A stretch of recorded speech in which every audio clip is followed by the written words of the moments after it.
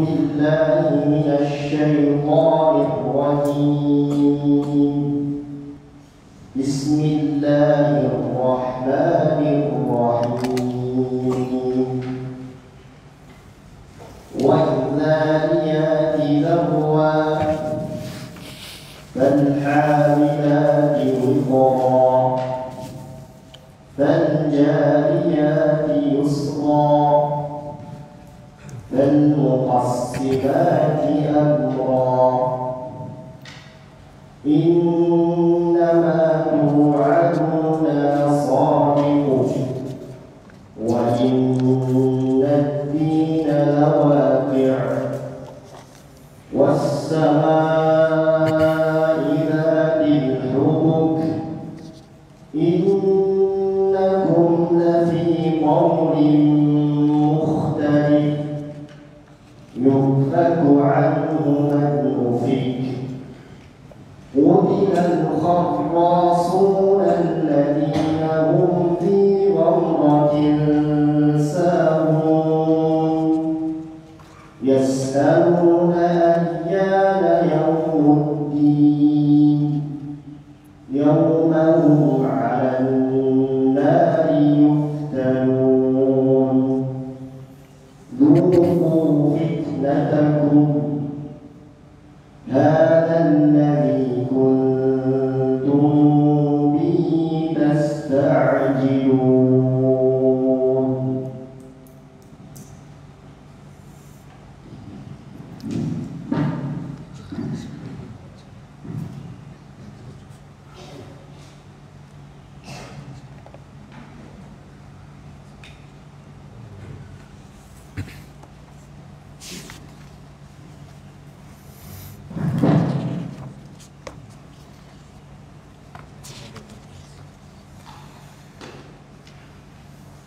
Dengan menyebut nama Allah yang Maha Pengasih lagi Maha Penyayang, demi angin yang menantangkan debu dan dengan kuat, demi awan yang mengandung air hujan, demi kapal-kapal yang berlayar dengan mudah, dan demi para malaikat yang membagi urusan.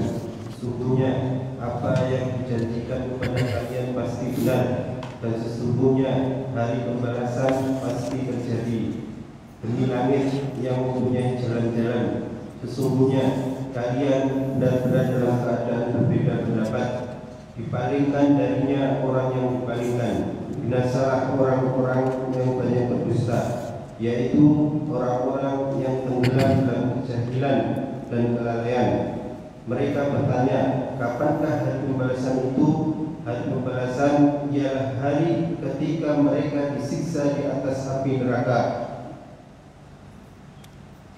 Dikatakan pada mereka Dikatakan pada mereka, rasakanlah siksaan kalian tersebut. Inilah siksaan yang dahulu kalian minta untuk disegerakan.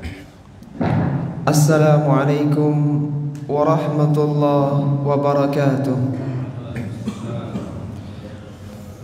Alhamdulillahi wa kafa, wassalatu wassalamu ala nabiyil mustafa wa ala alihi wa ashabihi wa man iktafa, amma ba'du. Ikhwati fillah rahimani wa rahimakumullah.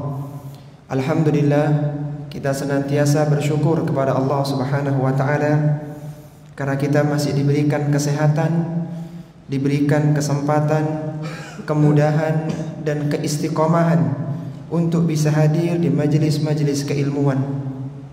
Ini merupakan nikmat besar yang patut kita bersyukur karenanya. Karena dengan nikmat ilmu, karena dengan nikmat Islam dan sunnah, seorang akan terbimbing hidupnya, dia akan lurus jalannya, dan dia pada saatnya akan dimudahkan untuk masuk ke dalam surga. Ikhwati fillah rahimani wa rahimakumullah. Kita melanjutkan pembahasan dari tafsir Al-Quran, dan kita telah sampai pada tafsir di surat Az-Zariyat, surat yang ke-51, terdiri dari 60 ayat. Surat ini Allah turunkan sesudah Allah Subhanahu wa taala menurunkan surat Al-Ahqaf, dan surat ini termasuk dari surat-surat Makkiyah. Sebagaimana telah kita ketahui, bahwa di antara ciri-ciri surat Makkiyah kalau tidak diawali dengan al-huruful muqata'ah, huruf yang terputus-putus, maka biasanya akan diawali dengan sumpah. Diawali dengan al-huruful muqata'ah karena sebagai tantangan kepada orang-orang Quraisy, kepada orang-orang Arab waktu itu yang mereka berada pada puncak sastra Arab yang sangat tinggi, sehingga datanglah Al-Quranul Karim dengan huruf-huruf hijaiyah yang mereka kenal, sehingga kalaulah Al-Quran ini buatan manusia yang dibuat misalnya oleh Rasulullah Sallallahu Alaihi Wasallam, maka Allah menantang mereka agar membuat yang semisal Al-Quran. Susunlah dari huruf-huruf hijaiyah itu ayat bahkan surat yang semisal Al-Quranul Karim, dan mereka tidak mampu untuk melakukannya. Dan terkadang pula surat-surat Makkiyah itu diawali dengan sumpah. Kenapa? Karena mad'unya, orang yang diajak bicara waktu itu adalah orang-orang kafir yang ada di Makkah, yang mereka tidak percaya, khususnya tidak percaya dengan masalah kebangkitan, dengan adanya kehidupan setelah kematian dan adanya hari kiamat yang sangat besar. Sehingga datanglah Al-Quran dengan sumpah yang menunjukkan apa yang akan disebutkan adalah sesuatu yang benar. Sebagaimana dalam kehidupan manusia, ketika seorang akan mengatakan sesuatu yang penting diawali dengan sumpah. Demikianlah uslub di dalam surat-surat Makkiyah. Kalau tidak diawali dengan al-huruful muqata'ah, maka biasanya diawali dengan sumpah. Bahkan terkadang digabungkan antara al-huruful muqata'ah dengan sumpah. Dalam surat yang mulia ini, Allah Subhanahu wa ta'ala mengawali firman-Nya dengan 4 lapis sumpahnya. Allah Subhanahu wa ta'ala berfirman, A'udzu billahi minasyaitonir rajim. Bismillahirrahmanirrahim. Wadz-dzariyati dzarwa. Demi angin yang menerbangkan debu dengan kuat. Angin merupakan salah satu makhluk Allah Subhanahu wa ta'ala yang banyak memberikan kemaslahatan untuk manusia dan makhluk hidup yang lainnya. Meskipun angin ini tidak tampak, akan tapi memberikan manfaat yang luar biasa. Betapa banyak buah-buahan itu menjadi buah ketika putiknya diterbangkan oleh angin. Betapa banyak manusia bisa hidup dengan adanya angin ini. Sehingga Allah Subhanahu wa ta'ala bersumpah, wadz-dzariyati dzarwa. Allah memiliki makhluk yang disebut dengan angin, dan Allah bersumpah demi angin yang menerbangkan debu dengan kuat. Kemudian Allah Subhanahu wa ta'ala bersumpah yang kedua, falhamilati wiqra. Demi awan yang mengandung air hujan. Awan yang ada di atas langit itu terkadang mengandung air hujan, dan hujan yang akan diturunkan itu jumlahnya sangat banyak, air dengan jumlah yang sangat besar. Sehingga kalau kita boleh mempermisalkan, awan itu semacam tandon raksasa yang sangat besar, yang berisi dengan banyak air. Dan Allah Subhanahu wa ta'ala dengan rahmatnya menurunkan air yang banyak itu bukan dengan sekali turun, akan tapi diturunkan dengan rintikan, dengan air hujan, sehingga tidak merusak apa yang ada di bawahnya. Kita bisa bayangkan air yang berjuta-juta kubik itu, yang kalau turun bisa sampai banjir. Itu ketika diturunkan dengan sekali turun seperti air terjun, maka tempat yang dikenainya akan rusak. Dan setiap musim hujan akan banyak tempat-tempat yang terjadi kerusakan karena curahan air yang sangat besar. Tapi Allah Subhanahu wa ta'ala menurunkan air dengan rintikan sehingga tidak merusak apa yang ada di bawahnya. Yang membawa air hujan itu adalah awan. Antum bisa bayangkan kekuatan mana yang bisa menopang tandon raksasa, yaitu awan itu, yang di dalamnya berisi air hujan. Dan awan yang besar tadi yang membawa air hujan yang sangat banyak itu, tandon raksasa itu digerakkan oleh angin. Maka betapa kuatnya angin itu. Jadi bayangkan kalau ada di daratan tandon besar sekian kubik, juta kubik, kemudian ada penggeraknya, maka yang gerakkan ini tenaganya sangat besar sekali. Dan yang menggerakkan awan itu adalah angin, dan angin adalah ciptaan Allah Subhanahu wa taala. Sehingga Allah Subhanahu wa taala bersumpah, falhamilati wiqra, demi awan yang mengandung air hujan, yang dengan air hujan itu Allah Subhanahu wa taala mengalirkan sungai-sungai sehingga manusia dan binatang bisa hidup di atas bumi ini. Kemudian Allah Subhanahu wa taala bersumpah yang ketiga, faljariyati yusra, demi kapal-kapal yang berlayar dengan mudah. Di antara alat transportasi manusia adalah kapal. Dan kapal ini memiliki kelebihan yang tidak dimiliki oleh alat transportasi yang lainnya. Itu dia bisa mengangkut sesuatu dengan jumlah yang besar. Misalnya sekarang ada pesawat terbang, maka jumlah kapasitasnya tidak akan sebanyak kapal besar. Dan kapal itu berlayar di atas lautan. Dan zaman dulu kapal itu berjalan dengan layar, dengan tenaga angin sebelum adanya mesin. Sehingga antum bisa bayangkan kapal yang besar yang berisi muatan, pakaian, makanan, bahkan berbagai kendaraan serta manusia itu sendiri yang sangat besar itu digerakkan oleh Allah Subhanahu wa taala melalui gerakan angin. Jadi angin menimpa layarnya sehingga bisa bergerak. Sehingga antum bisa bayangkan betapa kuatnya angin itu, sehingga bisa menggerakkan layar kapal, dan kapal bisa berjalan dengan mudah sehingga bisa memindahkan barang-barang yang diinginkan dari satu tempat ke tempat yang lainnya. Dan Allah Subhanahu wa taala bersumpah, faljariyati yusra, demi kapal yang berlayar dengan mudah yang Allah menjalankannya dengan perantara angin. Kemudian Allah Subhanahu wa taala kembali bersumpah yang keempat, fal muqassimati amra, demi para malaikat yang membagi urusan. Kita tahu di antara keimanan kepada malaikat adalah meyakini bahwa malaikat memiliki tugas tertentu. Ada malaikat yang bertugas untuk membagi rizki, ada malaikat yang bertugas untuk menurunkan hujan, ada malaikat yang bertugas untuk mencabut nyawa manusia, dan demikian yang lainnya. Dan di antara tugas malaikat adalah membagi urusan.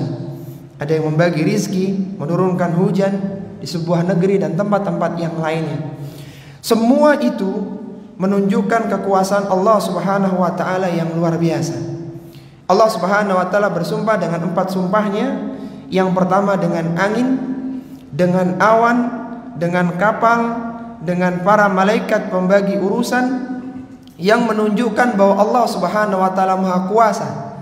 Allah memiliki makhluk-makhluk yang luar biasa, maka pemilik makhluk itu zatnya lebih besar dan lebih agung, yaitu Allah Subhanahu wa taala.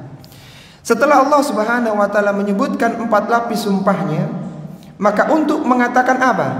Untuk mengatakan innama tu'aduna lasadiq, sesungguhnya apa yang dijanjikan kepada kalian pasti benar. Apa yang dijanjikan kepada kalian berupa hari kebangkitan yang akan dilaksanakan sebagai pembalasan amalan manusia. Apakah seorang mendapatkan kenikmatan yang abadi atau mendapatkan siksaan yang hakiki dalam neraka, wal iyadzubillah. Semua itu pasti benar adanya. Ketika manusia, orang-orang kafir waktu itu tidak percaya dengan adanya hari kebangkitan, maka Allah Subhanahu wa taala mendatangkan sumpahnya. Dan sumpah itu menggambarkan apa yang akan disebutkan setelah sumpah. Allah menyebutkan betapa kuatnya angin dalam menggerakkan awan yang sangat berat, betapa kuatnya angin yang menggerakkan kapal layar itu sehingga bisa berpindah dari satu tempat ke tempat yang lainnya. Itu adalah sesuatu yang mungkin mustahil bagi kalian, tapi Allah Subhanahu wa taala mampu melakukannya. Demikian pula apa yang dijanjikan kepada kalian berupa surga yang penuh dengan kenikmatan dan siksa neraka yang penuh dengan kesengsaraan, semuanya adalah sesuatu yang benar yang Allah mampu untuk mewujudkannya. Kemudian Allah Subhanahu wa taala berfirman, wa innad dina lawaqi, sesungguhnya hari pembalasan itu pasti terjadi. Antum bisa bayangkan ikhwati fillah rahimani wa rahimakumullah, setelah Allah mengawali dengan sumpahnya, untuk mengatakan bahwa yang dijanjikan itu pasti akan terjadi, pasti akan datang.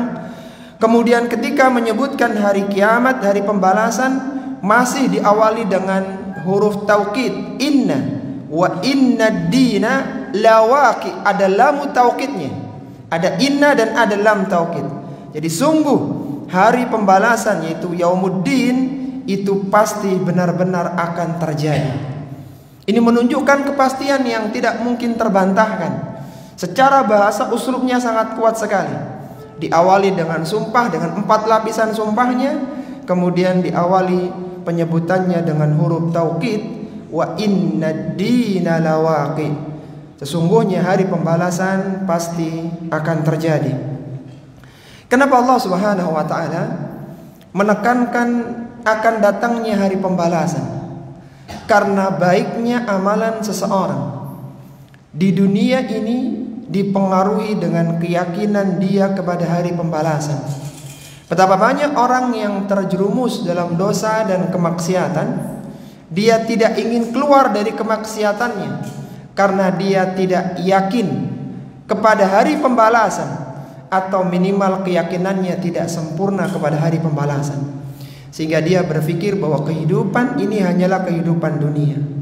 Tapi ketika ada seorang muslim dan muslimah yang dia meyakini adanya hari pembalasan, kebaikan yang dilakukan hari ini akan dibalas oleh Allah Subhanahu wa taala, sebagaimana dosa dan kemaksiatan akan mendapatkan balasannya nanti pada hari pembalasan tersebut, maka akan menjadikan orang tersebut meninggalkan keburukan dan kemaksiatan, sehingga keyakinan kepada hari pembalasan menjadi sesuatu yang penting. Ketika orang tidak meyakininya, maka banyak keburukan yang akan terlahir darinya. Ketika seorang meyakini keberadaannya, maka dia akan berhati-hati dalam melakukan kegiatan, melakukan amalan-amalan perbuatan, dan dia meyakini bahwa semua perbuatannya akan dimintai pertanggungjawaban dan akan diberikan balasannya. Kemudian Allah Subhanahu wa taala kembali bersumpah. Kalau tadi Allah bersumpah untuk menyatakan bahwa hari kiamat, hari pembalasan pasti terjadi, maka sekarang Allah Subhanahu wa taala ingin menyebutkan bagaimana respon mereka kepada kehadiran Nabi Sallallahu Alaihi Wasallam dan kehadiran Al-Quran. Karena biasanya surat-surat Makkiyah bermuara kepada 3 pembahasan. Pembahasan kepada hari kiamat atau kehidupan setelah kematian, kemudian pembahasan tentang Rasulullah Sallallahu Alaihi Wasallam, dan pembahasan tentang Al-Quran. Sekarang datang sumpah yang berikutnya. Setelah sumpah yang pertama yang akan membahas tentang Rasulullah Sallallahu Alaihi Wasallam dan Al-Quran, Allah Subhanahu wa taala kembali bersumpah, was-samaa'i dzatil hubuk, demi langit yang memiliki jalan-jalan. Al-hubuk itu adalah sebuah jalan yang terbentuk, jalan di padang pasir yang terbentuk karena sapuan angin. Jadi ketika ada gunung pasir begitu, kemudian ada angin yang berhembus, maka akan terbentuk jalan-jalan kecil sebagai arus dari angin itu. Dan jalan-jalan di padang pasir itu semacam garis yang tidak ketemu antara satu dengan yang lainnya. Jadi garisnya bukan menuju satu titik, tapi dia garis-garis yang membelah, seolah-olah membelah gunung pasir. Di langit itu, meskipun tidak tampak secara kasat mata, itu ada jalur-jalurnya, ada jalur-jalur langit, sehingga bintang ke bintang tidak saling berbenturan, planet-planet tidak saling berbenturan, dan demikian seterusnya. Ada garis, ada jalan, ada jalur yang menjadikan benda-benda langit tidak saling bertemu antara satu dengan yang lainnya. Dan itu subhanallah menunjukkan keagungan Allah Subhanahu wa taala. Sehingga kalau tidak ada jalur semacam itu, antum bisa bayangkan, maka banyak benturan antara planet, antar bebatuan yang ada di langit sana, dan akan menjadikan kemudaratan yang besar bagi orang yang ada di bumi. Allah Subhanahu wa taala bersumpah, was-samaa'i dzatil hubuk, demi langit yang memiliki jalan-jalan. Untuk apa Allah Subhanahu wa taala bersumpah? Allah bersumpah, innakum lafi qaulin mukhtalif, sesungguhnya kalian wahai orang-orang kafir berada dalam keadaan yang berbeda pendapat. Sebagaimana kalian tidak akan bersatu dalam pendapat itu, seperti itulah gambaran garis-garis yang ada di langit. Yang garis itu tidak akan ketemu antara satu dengan yang lainnya. Dan lihatlah ikhwati fillah rahimani wa rahimakumullah, bagaimana tepatnya sumpah Allah Subhanahu wa taala dengan apa yang akan disebutkan setelah sumpah. Sehingga disebutkan oleh Allah dalam surat Al-Fajr, innahu laqasamul law ta'lamu, sesungguhnya dalam sumpah itu terdapat sebuah pelajaran bagi orang-orang yang berakal. Jadi sumpah itu akan selalu sesuai dengan apa yang disebutkan setelah sumpahnya. Apa yang mereka berbeda pendapat, yang mereka tidak akan pernah ketemu dalam pendapat itu, yaitu pernyataan mereka terhadap Rasulullah Sallallahu Alaihi Wasallam dan Al-Quran. Di antara mereka ada yang menyebut Rasulullah Sallallahu Alaihi Wasallam sebagai tukang sihir, ada yang menyebut sebagai tukang ramal, ada yang menyebut sebagai orang gila, ada yang menyebut sebagai seorang penyair, bahkan ada yang menyebut sebagai pendusta. Dan kalau kita lihat ya, 5 sebutan ini itu tidak sama. Orang gila tidak akan bisa membuat syair. Seorang penyihir terkadang dia tidak bisa bersyair. Demikian pula pendusta tidak akan bisa menjadi tukang sihir. Jadi semuanya itu sebutan yang tidak sama. Antara tukang sihir, tukang ramal, orang gila, penyair, bahkan pendusta. Ini sebutan-sebutan yang tidak ketemu antara satu dengan yang lainnya. Untuk Al-Quran mereka mengatakan adalah syair. Al-Quran dikatakan sihir, dan disebutkan pula Al-Quran itu dongeng terdahulu. Kembali lagi, kalaulah itu adalah dongeng, maka itu bukan sihir. Dongeng hanya cerita, bukan sihir. Sihir akan memisahkan laki-laki dengan wanita, dan cerita tidak bisa seperti itu. Sihir itu berupa mantra-mantra. Demikian pula ketika disebut syair, maka biasanya syair itu bukan dongeng. Jadi ini menyebutkan bahwa apa yang mereka perselisihkan itu tidak sama. Dan ini menunjukkan bahwa mereka berada di atas keraguan dan di atas kebatilan. Seandainya yang mereka sebutkan itu benar, niscaya tidak akan bertolak belakang, akan bermuara pada satu sebutan yang sama, meskipun dengan penyebutan yang berbeda. Tapi ketika mereka menyebutkan bahwa Nabi adalah seorang pendusta, tukang ramal, tukang sihir, Al-Quran adalah syair, dongeng terdahulu, bahkan sihir, ini menunjukkan bahwa mereka tidak berada di atas kebenaran, bukan di atas kebenaran yang satu. Karena kebenaran pasti akan saling menguatkan, bukan bertentangan. Sehingga Allah Subhanahu wa taala menyebutkan, innakum lafi qaulin mukhtalif. Kalian berada dalam sesuatu yang kalian berbeda pendapat, dan perbedaan pendapat kalian itu menunjukkan kalian di atas kebatilan. Seandainya kalian benar, niscaya kalian akan memberikan satu sebutan yang sama dengan bahasa yang berbeda tapi muaranya sama. Itu baru kalian di atas kebenaran. Lihatlah Allah Subhanahu wa taala membantah mereka dengan bantahan yang logis. Allah ingin menunjukkan kepada mereka bahwasanya kesalahan berpikir mereka itu menunjukkan mereka berada di atas kebatilan. Dan diantaranya adalah penyebutan mereka yang tidak sepakat, yang tidak satu pendapat, menunjukkan mereka bukan di atas kebenaran. Maka Allah Subhanahu wa taala menyebutkan pada ayat berikutnya, yufaku anhu man ufik. Dipalingkanlah darinya, dari Rasulullah sallallahu alaihi wasallam dan Al-Qur'an, orang-orang yang dipalingkan. Meskipun mereka tahu mereka itu salah, mereka tahu mereka bukan di atas kebenaran, terbukti dengan pendapat yang berbeda-beda itu, tapi mereka tetap beriman. Kenapa? Yufaku anhu man ufik. Telah dipalingkan orang-orang yang berpaling dari kebenaran. Ketika mereka tidak menerima dalil, tidak menerima bukti-bukti yang jelas, maka Allah Subhanahu wa taala memalingkan mereka dari kebenaran. Qutilal kharrasun alladzina hum fi ghamratin sahun. Binasalah orang-orang yang banyak berdusta. Ya, mereka banyak dusta dalam perkataannya. Jadi semua yang mereka tuduhkan itu dusta, hanya dugaan saja. Siapa mereka itu? Alladzina hum fi ghamratin sahun, yaitu orang-orang yang tenggelam di dalam kejahilan mereka, dalam kejahilan di semua sisi. Jahil dari sisi bahasa, jahil dari sisi makna dan semuanya. Dan juga mereka berada dalam kelalaian, yaitu mereka lalai dari urusan akhirat. Mereka tidak melakukan amalan untuk kehidupan akhirat karena mereka tidak percaya akan datangnya hari kiamat. Kemudian mereka juga mengatakan kepada Nabi sallallahu alaihi wasallam, yas'aluna ayyana yaumuddin. Kapan kiranya yaumuddin, hari kebangkitan itu terjadi? Bagaimana mungkin dunia yang indah ini akan rusak, akan hancur, gunung akan dicabut, matahari akan jatuh, bintang gemintang akan runtuh? Kapan itu terjadi? Mereka menganggap bahwa mustahil dunia ini hancur. Yas'aluna ayyana yaumuddin. Mereka bertanya dengan nada penghinaan, kapankah hari kiamat itu terjadi? Maka dijawab oleh Allah Subhanahu wa taala, yaumahum 'alan nari yuftanun. Kiamat akan terjadi ketika kalian disiksa di atas neraka jahanam.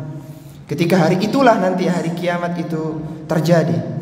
Mereka akan dibentangkan di atas api yang menyala-nyala, yang panasnya 70 kali lipat dari api dunia, dalam kondisi tidak berbusana. Dan dikatakan kepada mereka, "Dzuqu fitnatakum." Rasakanlah siksaan kalian. Hadzal ladzi kuntum bihi tastajilun. Inilah siksaan yang dulu kalian minta disegerakan. Kapan datangnya hari kiamat? Kapan datang saat itu? Ketika sudah datang, maka dikatakan kepada mereka, dzuqu fitnatakum hadzal ladzi kuntum bihi tastajilun. Rasakanlah siksaan kalian tersebut. Inilah siksaan dulu yang kalian minta untuk disegerakan. Lihatlah ikhwati fillah rahimani wa rahimakumullah, orang-orang penghuni neraka wal iyadzubillah mendapatkan dua siksaan.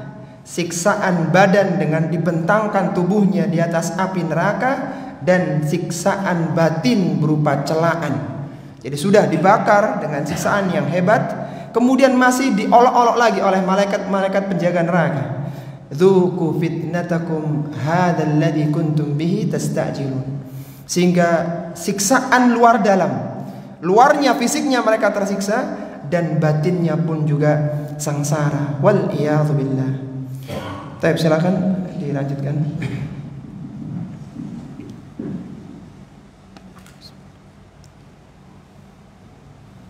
Innal muttaqina fi jannatin wa 'uyun akhirina ma atahum rabbuhum innahum kanu qabla dhalika muhsinin كانوا قليلا من الليل ما يهجعون وبالأسحار هم يستغفرون وفي أموالهم حق للسائل والمحروم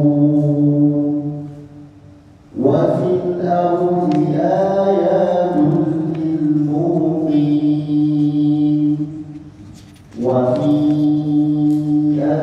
أنفسكم أفلا تبصرون وفي السماء رزقكم وما توعدون فورب السماء والأرض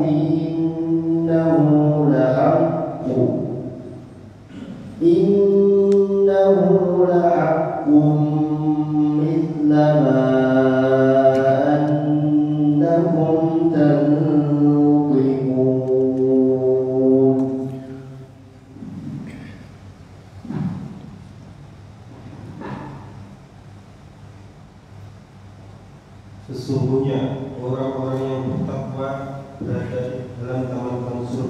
dan mata air. Mereka mengambil segala pemberian dari Rabb mereka. Sesungguhnya mereka sebelum itu adalah orang-orang yang berbuat kebaikan.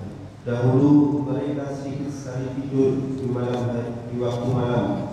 Di akhir malam mereka memohon ampunan, dan pada harta-harta mereka ada hak untuk orang yang meminta serta orang yang tidak meminta. Di bumi terdapat tanda-tanda kekuasaan Allah bagi orang-orang yang yakin. Pada diri kalian, apakah kalian tidak memperhatikan? Di langit terdapat rezeki kalian dan apa-apa yang dijanjikan kepada kalian. Maka demi Rabb langit dan bumi, sesungguhnya yang dijanjikan adalah benar seperti apa yang kalian ucapkan. Setelah Allah Subhanahu wa taala menceritakan tentang siksaan orang-orang yang tidak meyakini hari kebangkitan dengan siksaan neraka yang sangat luar biasa, siksaan badan dan siksaan batin, maka Allah Subhanahu wa taala menyebutkan orang-orang yang beriman karena keyakinan mereka terhadap hari kebangkitan yang menjadikan mereka mengisi hari-harinya dengan berbagai amalan-amalan kebaikan. Allah Subhanahu wa taala berfirman pada ayat yang ke-15, "Innal muttaqina fi jannatin wa uyun." Sesungguhnya orang-orang yang bertakwa ketika di dunia dengan menjalankan perintah Allah Subhanahu wa taala dan menjauhi larangan-larangannya, fi jannati wa uyun, mereka akan berada di taman-taman surga dengan berbagai pepohonan dan buah-buahan yang ada, dan juga mereka akan menikmati mata air yang mengalir, mata air yang berisi minuman-minuman yang sangat lezat.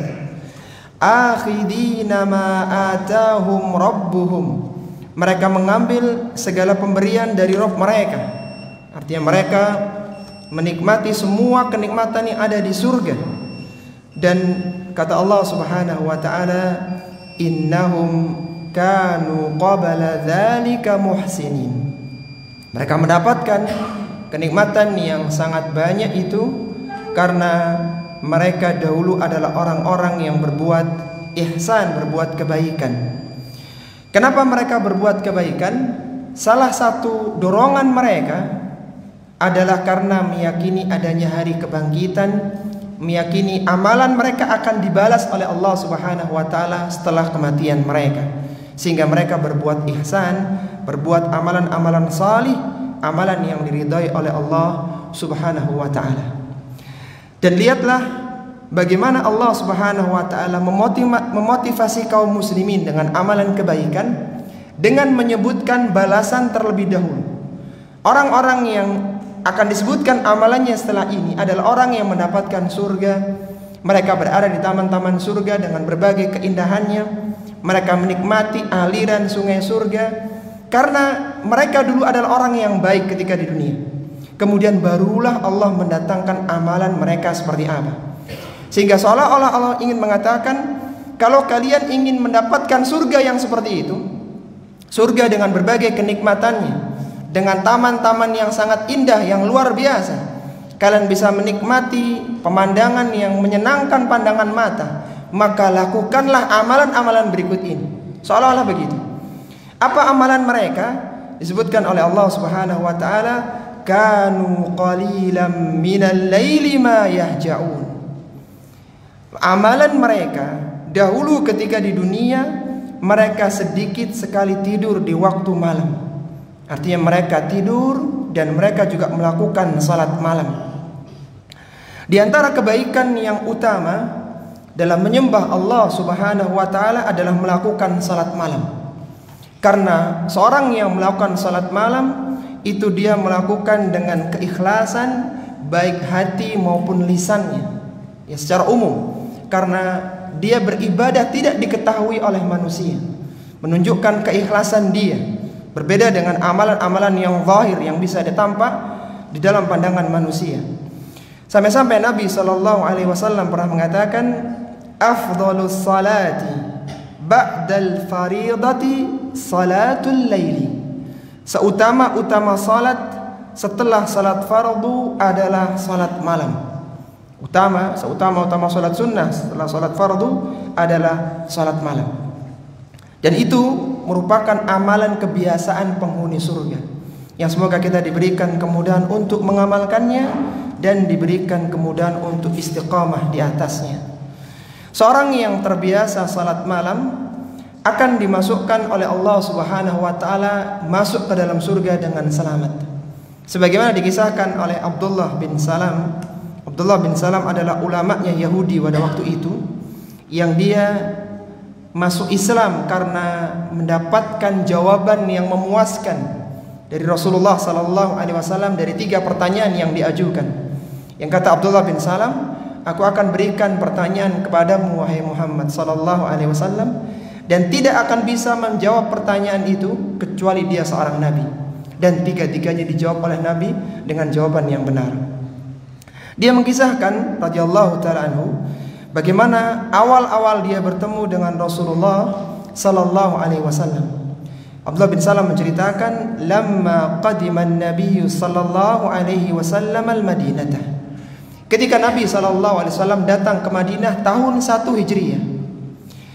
In jafalan nasu qibalahu, maka manusia datang untuk menemui beliau, untuk menyambut beliau.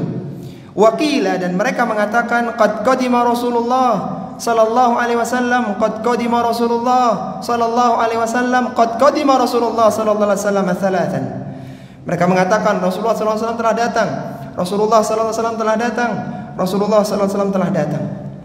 Maka kata Abdullah bin Salam, dan beliau adalah orang Madinah, faji'tu fin nasi li andura, maka aku mendatangi kerumunan manusia untuk melihat siapa yang datang itu.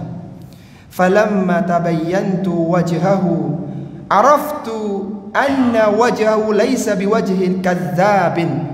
Ketika aku melihat wajah Rasulullah sallallahu alaihi wasallam, maka aku tahu ini bukan wajahnya seorang pendusta. Kita masih tadi barusan membahas di antara sifat orang-orang kafir, mereka banyak berdusta dan ucapan mereka rusak. Ucapan mereka itu saling bertentangan. Sedangkan Abdullah bin Salam melihat Nabi sallallahu alaihi wasallam sudah tahu ini bukanlah wajahnya seorang pendusta. Dan kadang tampak ikhwati fillah rahimani wa rahimakumullah, orang-orang yang baik itu dari wajahnya tampak ini bukan orang yang bergelagat buruk. Ini orang yang salih, ini orang yang baik, tampak dari wajahnya. Maka apa kata Abdullah bin Salam? Fakana awwala syai'in sami'tuhu takallama bihi an qala ya ayyuhan nas afsus salam wa at'imut ta'am wasilul arham wasallu bil laili wan nasu niyam tadkhulul jannata bisalam. Ini ucapan yang diingat oleh Abdullah bin Salam. Maka ketika aku melihat beliau, aku mendengar ucapan yang pertama kali yang aku dengar dari Rasulullah sallallahu alaihi wasallam. Beliau mengatakan, wahai sekalian manusia, afsus salam, sebarkanlah salam di antara kalian. Wa at'imut ta'am, berilah makan di antara kalian. Wasilul arham, sambunglah tali kekerabatan. Wasallu bil laili wan nasu niyam, lakukan salat di malam hari ketika manusia sedang terlelap dalam tidurnya. Tadkhulul jannata bisalam, niscaya kalian akan masuk surga dengan selamat. Bayangkan ketika bertemu, maka kebaikan yang disebarkan, mengajak, menyeru manusia dalam kebaikan, sehingga manusia tertarik dengan Nabi sallallahu alaihi wasallam. Dan yang menjadi penguat dalam hadis ini, ikhwati fillah rahimani wa rahimakumullah, bahwa seorang yang melakukan salat malam akan masuk ke dalam surga dengan selamat. Bahkan Allah Subhanahu wa taala telah menyediakan kamar-kamar yang istimewa, yang bagian luarnya bisa tampak dari dalamnya, dan bagian dalamnya tampak dari luarnya, yang sangat indah, yang sangat luar biasa. Semuanya Allah sediakan bagi orang-orang yang biasa salat malam. Sebagaimana Nabi sallallahu alaihi wasallam bersabda, "Inna fil jannati ghurafan." Sesungguhnya di dalam surga ada sebuah kamar istimewa. Yura zahiruha min batiniha, yang tampak bagian luarnya dari dalamnya. Jadi Jadi seorang yang di dalam kamar itu bisa melihat yang ada di luar. Wa batinuha min dhahiriha, dan bagian dalamnya bisa tampak dari bagian luarnya. Jadi indah kamar itu. Ini kamar ya, bukan rumah. Jadi kamar yang ada di dalam sebuah istana besar di surga. Untuk siapa kamar yang indah itu? A'addahallahu liman at'ama ta'ama wa afsas salama wa shalla bil laili wan nasu niyam. Kamar yang indah itu Allah sediakan bagi orang yang biasa memberi makan, bagi orang yang biasa menyebarkan salam, dan dia biasa melakukan salat di malam hari. Maka kita mohon kepada Allah Subhanahu wa taala semoga kita dimudahkan untuk salat malam dan istiqomah di dalam melakukannya, karena itu adalah amalan-amalan penghuni surga yang Allah sediakan dengan kamar yang indah ketika mereka masuk ke dalam surga. Setelah mereka selesai dari salat malam, mereka tidak bangga, tidak ujub dengan amalannya, tapi di penghujung malam itu mereka mohon ampunan kepada Allah Subhanahu wa taala. Allah berfirman, wabil ashari hum yastaghfirun. Dan di akhir malam, setelah mereka melakukan salat malam, maka mereka mohon ampunan kepada Allah Subhanahu wa taala. Inilah orang-orang yang baik, orang yang ketika melakukan amalan bukan ujub dan sombong yang muncul, tapi takut jangan-jangan Allah Subhanahu wa taala tidak menerima amalannya, jangan-jangan dia kurang ikhlas dalam melakukannya, jangan-jangan dia kurang ittiba kepada sunnah Rasulullah sallallahu alaihi wasallam yang mulia. Jadi dia selesai melakukan ibadah, dia istighfar, mohon ampun kepada Allah Subhanahu wa taala sampai datangnya waktu subuh. Memohon ampunan, berdoa kepada Allah Subhanahu wa taala di waktu sahur adalah waktu yang mustajab. Waktu yang mustajab itu ada banyak, ikhwati fillah. Ada waktu di antara azan dan iqamah. Ada waktu ketika rintik-rintik hujan. Ada waktu di hari Jumat, dan banyak waktu-waktu yang lainnya. Tapi waktu yang mustajab, yang utama dan pertama adalah di sepertiga malam yang terakhir, yang keutamaannya tidak dimiliki oleh semua waktu mustajab yang lain. Kenapa? Karena ketika itu Allah Subhanahu wa taala turun ke langit dunia, yang siap untuk mengabulkan permohonan para hambanya, yang siap memberikan ampunan bagi hamba-hamba yang bertaubat kepada Allah Subhanahu wa taala. Rasulullah sallallahu alaihi wasallam bersabda, yanzilu rabbuna tabarak wa ta'ala hina yabqa thuluthul lailil akhir kulla lailah. Rabb kita tabaraka wa ta'ala turun di setiap malam ke langit dunia ketika tersisa sepertiga malam yang terakhir. Fayaqulu, maka Allah Subhanahu wa ta'ala berfirman, man yas'aluni fa'utiyahu, barang siapa yang minta kepadaku, niscaya aku akan berikan. Barang siapa yang ingin permohonannya dikabulkan, maka minta kepada Allah ketika itu. Man yad'uni fa astajiba lahu, barang siapa yang berdoa kepada aku, niscaya aku akan kabulkan doanya. Wa man yastaghfiruni fa aghfir lahu, barang siapa yang mohon ampunan kepada aku karena dosa-dosa yang pernah dilakukan di waktu siang harinya, maka fa aghfir lahu, aku akan ampunkan dosa-dosanya. Sampai kapan waktu mustajabnya doa, diampunkannya dosa-dosa ini? Hatta yatlu al-fajru, sampai datangnya waktu fajar, sampai berkumandangnya adzan subuh. Apa kata perawi Abu Hurairah radhiyallahu taala yang bawakan hadis ini? Maka beliau mengatakan, fadzalika kanu yastahibbuna salatal akhiril lail alal awwalihi. Inilah yang menyebabkan dulu para sahabat mereka lebih suka mengakhirkan sholat malam itu di akhir daripada sholat di awalnya. Kalau kita membahas fikih ya, qiyamul lail itu sudah bisa dilakukan itu sejak sore, sejak sholat isya, sejak sholat setelah sholat isya bisa melakukan witir, ya, bisa melakukan sholat malam. Adapun tahajud dilakukan setelah tidur. Tapi secara waktu itu mulai isya, setelah sholat isya sampai waktu subuh. Sedangkan mereka itu dulu suka mengakhirkan, bukan karena apa, tapi karena ingin menepati waktu mustajabnya doa tadi. Sehingga kalau kita boleh berbagi trik ya, yang semoga kita semua diberikan kemudahan untuk mengamalkannya, biasakan setelah sholat isya itu sholat witir. Setelah sholat isya sholat witir. Karena kita nggak tahu ya, kadang orang kelelahan ya, orang kecapean, sholat witir. Kalau witir antum itu di rumah, ya, ini witirnya di rumah. Jadi kan sholatnya jamaah di masjid, witirnya di rumah. Saran ana ya, kalau boleh menyarankan ini, witirnya 21. Ya 3 juga boleh sih, cuman 21. Kenapa 21? Supaya istri antum bisa jamaah isya sama antum. Jadi antum niat sholat witir 2 rakaat, kemudian istri antum sholat isya 4 rakaat. Nanti setelah antum salam, istri nambah 2 rakaat lagi. Atau kalau istri masih siap-siap di dapur, antum kan punya 1 rakaat lagi. Jadi waktu 2 rakaat dia masih nyiapin makan malam antum. Ketika 1 rakaat istri gabung sholat isya. Jadi antum 1 rakaat, istri nambah berapa? 3 rakaat lagi. Jadi mendapatkan keutamaan ganda. Antum bisa sholat witir dan sholat berjamaah dengan istri. Kan boleh sholat witir berjamaah. Tapi kalau 3 kesulitan, karena 3 itu nanti tahiyat awalnya nggak ada, jadi agak kesulitan.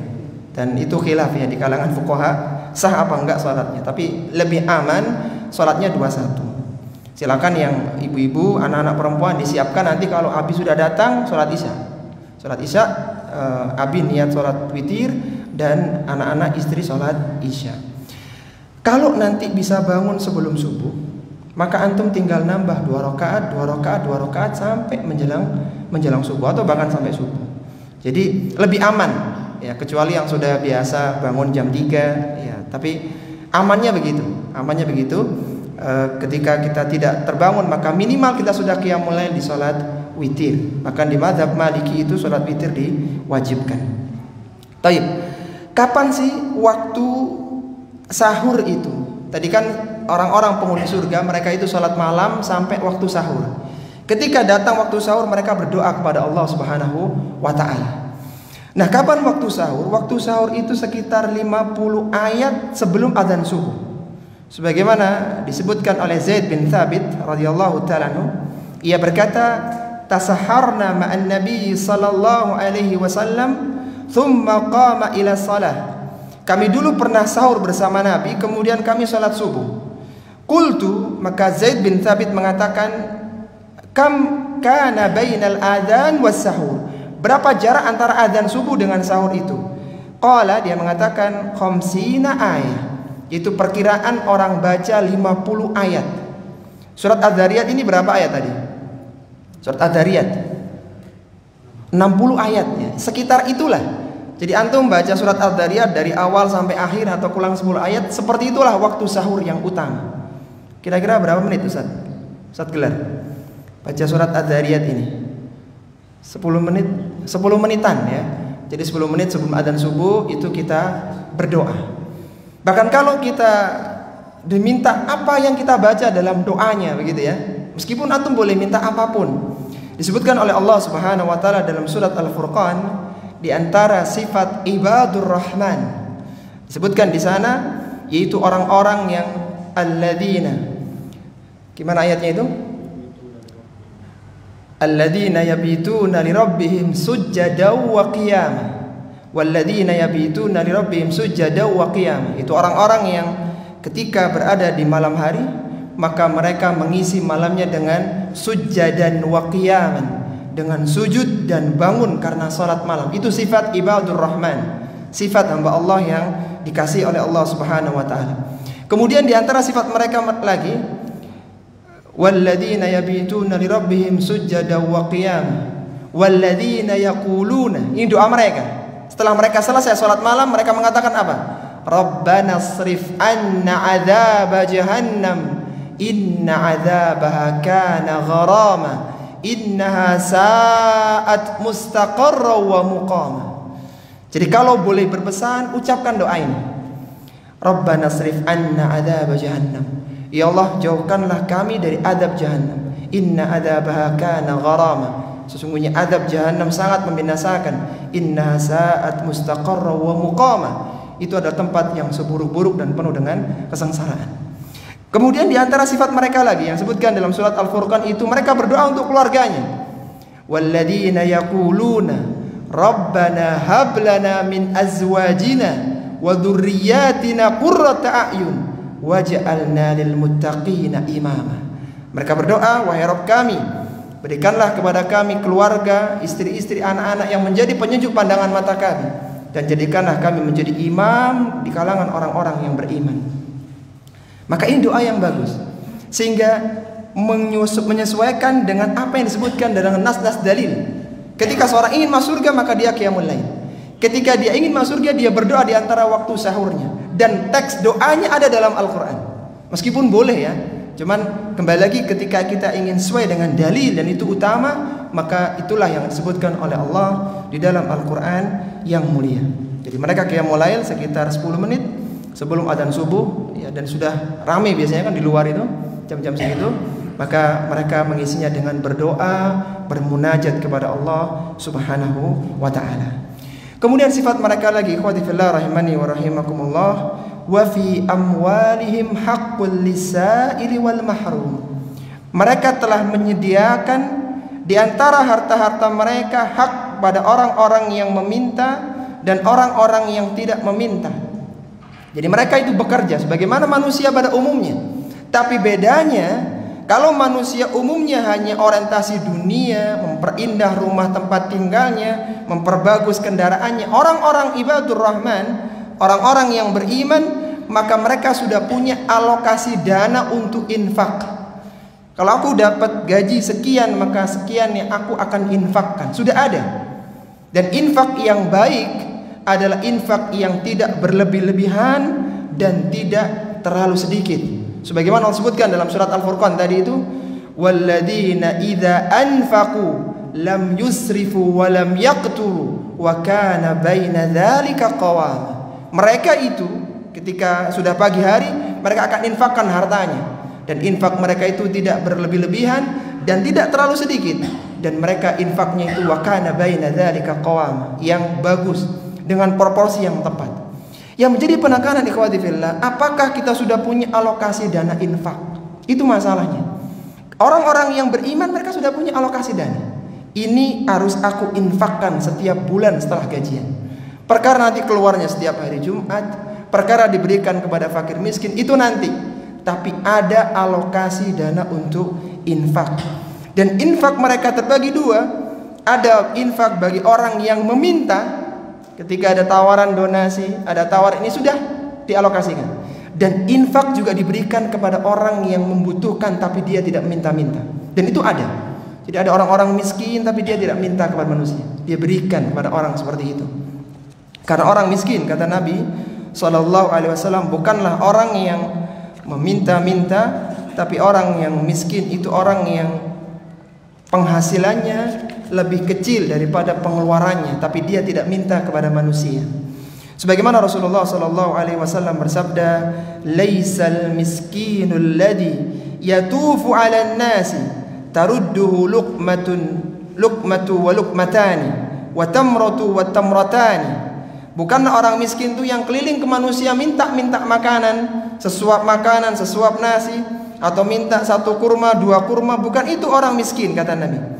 Walakinnal miskinul ladzi, akan tapi miskin yang sebenarnya, alladzi la yajidu ghinan, yang mereka tidak punya kekayaan, yughnihi, yang bisa menutupi kebutuhan mereka. Jadi kalau dihitung-hitung operasionalnya jauh lebih besar daripada pemasukannya secara zahir. Wala yuftanu bihi, tapi mereka tidak mau menunjukkan kepada manusia, tidak ingin minta bantuan kepada manusia. Fayutasaddaqu alaihi, sehingga manusia tidak mudah kalau ngasih orang seperti ini. Jadi kalau orang tidak melihat, dia tidak merenung ini butuh apa enggak, maka orang enggak akan ngasih ke orang seperti itu. Wala yaqumu, dan dia tidak mau bangkit, tidak mau berdiri, fasa'alun nasa, untuk meminta-minta kepada manusia. Jadi nanti ikhwati fillah, ketika antum ingin mendapatkan sifat-sifat yang utama, maka ingat setelah gajian antum harus punya alokasi untuk infak. Infaknya di 2 hal. Infak yang zahir, yang memang ada pintu-pintu kebaikan di sana. Maka ada juga infak yang antum harus cari. Siapa di kalangan teman-teman antum, tetangga antum, keluarga antum, saudara-saudara antum yang kiranya butuh. Dia penghasilannya kecil kayaknya. Anak perlulah ngasih dalam, ya bisa dengan apa, makanan atau yang lainnya. Dan itu sudah ada alokasinya. Sehingga kita tidak merasa terkejut ketika ada permintaan sumbangan dan semisalnya. Ayat yang mulia ini khawatibillah menunjukkan sifat orang-orang yang bertakwa. Di antara sifat mereka adalah melakukan qiyamul lail, satu. Kemudian di antara sifat mereka lagi memohon ampunan di waktu sahur, dan di antara sifat mereka adalah suka berinfak di jalan Allah Subhanahu wa taala. Kenapa mereka suka berinfak? Karena memang mereka sudah menyediakan dari hartanya. Kalau inilah penghasilanku 1 bulan, maka sekian persennya aku sediakan untuk infak. Bukan zakat ya, infak. Jumlahnya terserah antum. Taib. Yang berikutnya, wa fil ardi ayatul lil muqinin. Dan di bumi terdapat tanda-tanda kekuasaan Allah Subhanahu wa taala bagi orang-orang yang yakin. Ketika seorang melihat gunung yang sangat besar, lautan, pepohonan, tumbuh-tumbuhan, berbuahan, maka menunjukkan ada zat yang sangat kuat, yang sangat luar biasa, yang mampu menciptakan semuanya. Dan setiap melihat itu, orang-orang yang beriman makin kuat keyakinannya bahwa zat yang menciptakan gunung yang besar, maka tentunya zatnya lebih agung dan lebih besar lagi. Yang bisa menciptakan lautan yang sangat luas, maka yang menciptakan jauh lebih maha besar lagi daripada itu. Semakin meningkatkan keimanan dan ketakwaannya kepada Allah Subhanahu wa taala. Adapun orang-orang kafir, ketika dia melihat ayat-ayat seperti itu, maka tidak menambah keimanannya. Mereka hanya mengatakan bahwa ini adalah kejadian alam, ini hanyalah kebetulan, ini terbentuk karena begini begitu. Tidak merujuk, tidak bermuara pada mengagungkan Allah Subhanahu wa taala. Karena mereka tidak meyakini adanya Allah Subhanahu wa taala. Sehingga yang utama itu adalah mempelajari ayat-ayat syar'iyah yang didukung dengan ayat kauniyah.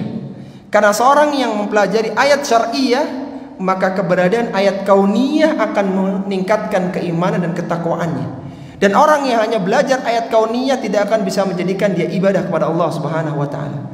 Jadi tidak bisa orang yang meneliti alam semesta kemudian dia bisa sholat, dia bisa zakat, dia bisa puasa, haji. Tidak bisa. Itu semua butuh ayat-ayat syar'iyah.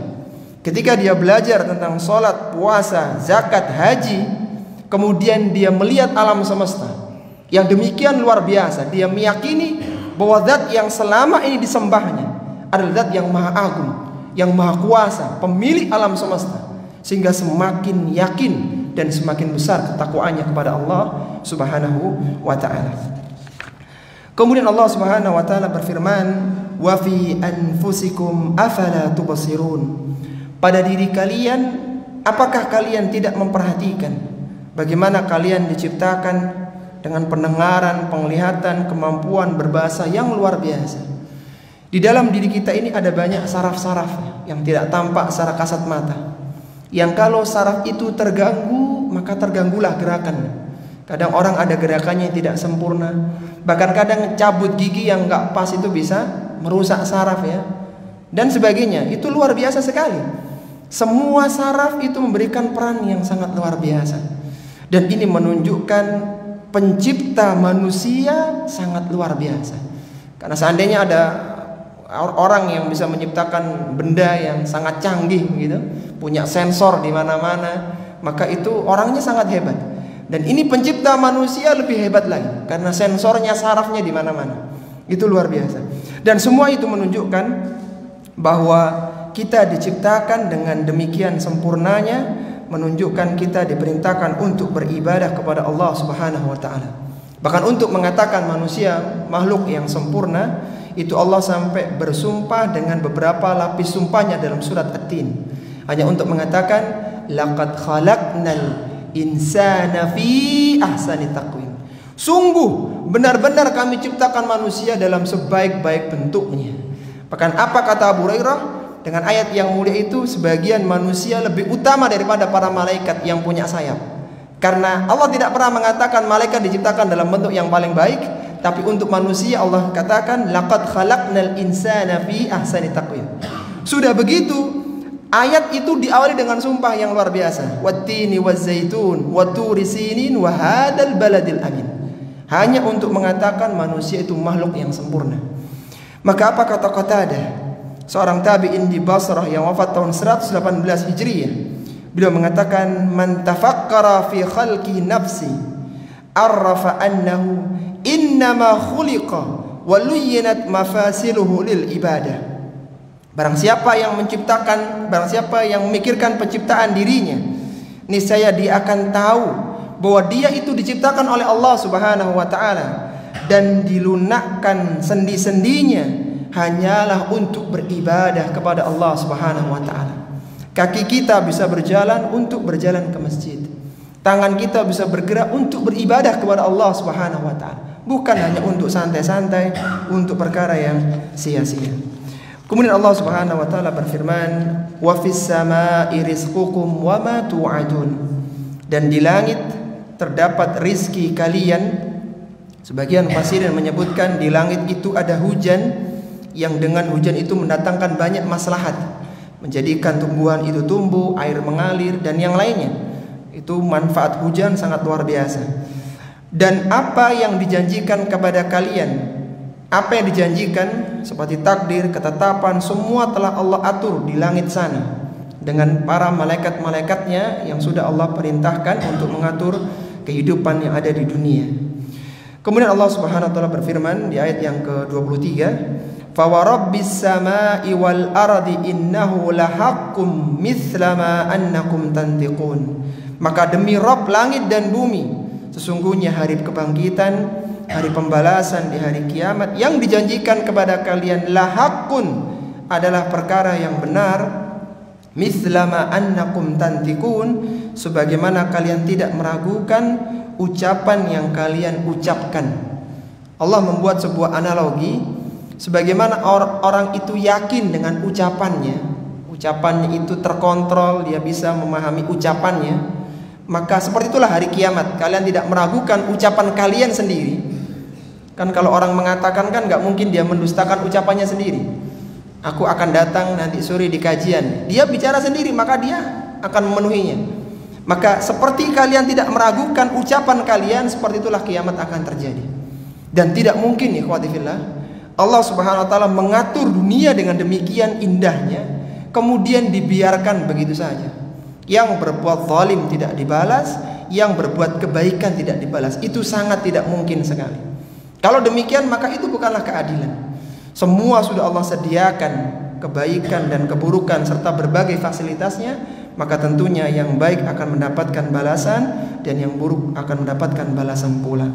Maka akhirnya kita mohon kepada Allah Subhanahu wa taala, semoga ayat-ayat ini menjadikan kita termotivasi untuk melakukan amalan kebaikan. Dan di antara amalan yang bisa kita amalkan dari 23 ayat pertama di surat Az-Zariyat ini, di antaranya tadi kita coba biasakan untuk qiyamul lail. Qiyamul lail minimal salat witir sebelum tidur, sebagaimana kebiasaan Abu Hurairah ya. Kemudian kita biasakan kalau bisa bangun mohon ampun kepada Allah, istighfar, astaghfirullah wa atubu ilaik, atau kita baca Sayyidul Istighfar, Allahumma anta rabbi, dan seterusnya itu di waktu sahur ketika menjelang adzan subuh. Kemudian kita siapkan harta kita untuk infak.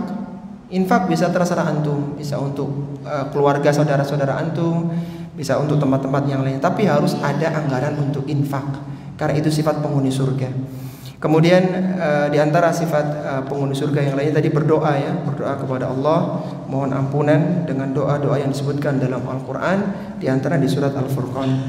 Dan dulu para sahabat seperti itu, mereka tidak lewat 10 ayat kecuali mereka paham maknanya dan mereka mengamalkannya dalam kehidupan. Minimal antum punya waktulah 1 bulan ya sebelum ketemu anak di bulan depan, insya Allah. Semoga itu menjadi amalan yang antum istiqomahkan, karena itu amalan penghuni surga. Bahkan Allah sudah janjikan surga dengan berbagai keindahannya. Bahkan kamar khusus untuk kita di surga nanti yang sangat luar biasa, dengan amalan yang tadi disebutkan di ayat-ayat yang mulia. Maka kita mohon kepada Allah semoga itu bisa menjadikan kita termantik, motivasi kita untuk bisa mengamalkannya pelan-pelan. Jadi sedikit demi sedikit kita amalkan sampai pada saatnya semua kandungan Al-Quran kalau bisa menjadi karakter kehidupan kita. Ana mohon maaf kalau ada hal yang kurang berkenan. Ana akhiri dengan doa kafaratul majlis. Semoga kita diberikan keistiqomahan dalam mempelajari tafsir Al-Quran. Wassallallahu ala nabiyyina Muhammadin wa ala alihi wa sahbihi wasallam. Subhanakallahumma wa bihamdika asyhadu an la ilaha illa anta astaghfiruka wa atubu ilaik. Wa akhiru da'wana anil hamdulillahi rabbil alamin. Wassalamu alaikum warahmatullahi wabarakatuh.